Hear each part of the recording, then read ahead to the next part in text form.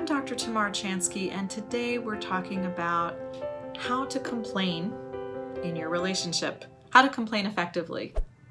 When it comes to complaining, people have different styles.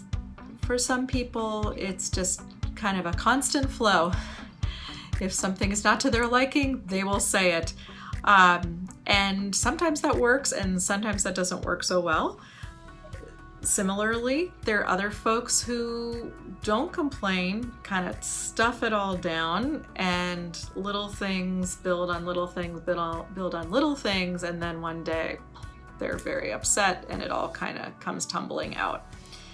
So, researchers have found that there are some key elements of complaining that can lead to more understanding and connection and strengthen your relationship, and of course ways that can do the opposite of that. So we're going to talk about how to complain for the sake of a stronger relationship and a happier relationship.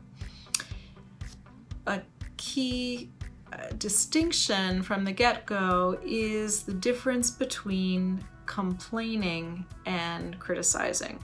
It may sound obvious, but complaining is the thing that's good for your relationship. Criticizing is not. What's the difference? So if, let's say, we just name some pet peeves, right? What are they? Having different preferences or styles for how you squeeze toothpaste. Are you a middle squeezer? Are you an end squeezer? Random? Whether you leave the toilet seat up or down, whether you put the toilet paper on, what would it be? Clockwise, counterclockwise, whether you wind up the vacuum cleaner cord or just kind of throw it on the back of the vacuum. All sorts of different ways that people handle everyday situations. A complaint would be about talking about what a person has done, not let's say, squeezing the toothpaste tube in the middle when you've asked for it to be squeezed at the end. A complaint would be constructively bringing that up and asking for the person to respect your request to squeeze at the bottom. This is really the stuff of relationships, by the way. You get these things worked out, all the big things just kind of go much better. So complaining would be stating that. Criticizing would be talking about not the action but the person. What is wrong with you? Why, don't you ever listen? That's just, it's such a waste, or you're such a slob, or those kinds of things. So you don't have to be a psychologist to guess that when we do that kind of character assassination presentation of our unhappiness with something, it does not go over well. So let's talk about how to complain effectively and keep it away from the global attack of a person's personality or their soul. So there's some ways that are make complaining more effective. One is to be specific. It's not about everything that's happened. If you start piling on, 20 different things you're upset about, that will be overload for anybody. It will not be constructive. So really just choose one thing that's most important and talk about it. Keep it current. Try not to, go back in the history with your documentation of all the times that this has happened, but talk about what's happening right now. And when you do talk about the toothpaste tube or the toilet paper or other things, I am sure there are other things too, but those are common. Just report it. Don't judge it. Just state what happened. And again, staying away from the absolutes of saying, you always do that or you never listen. Just really stick with the facts. One suggestion is to know what your right is.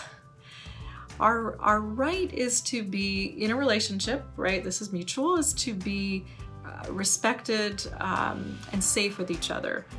we're not entitled to have our preferences for everything that, that we do to necessarily be honored right off the bat, because that is something that when two people come together, they have their whole list of ways that they clean their car, when they wake up on a weekend, when they do the dishes, what holidays look like, whatever it may be, and the little things. And so their way of approaching those situations is just as legitimate as yours. The thing is bringing them together. And so realizing that we need to talk about why something matters to us, but not have the kind of entitlement or assumption that our way is the way, and anything else is wrong. I know that's hard sometimes. Finally, when you are complaining about something, it's helpful to make a request for how you would like something done, and then rather than demanding it, and then to get what I call the handshake, to ask, is this something you can do?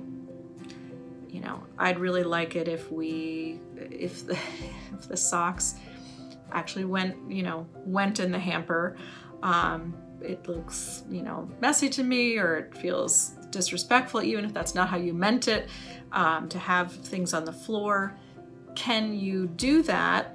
When you ask that, and you're not asking it you're really asking because it may be that there's something that the person would like you to do, or that you can offer to do to help them to remember to do that, or some way to work that out, so that you have put your request out, but it's something that actually can be done.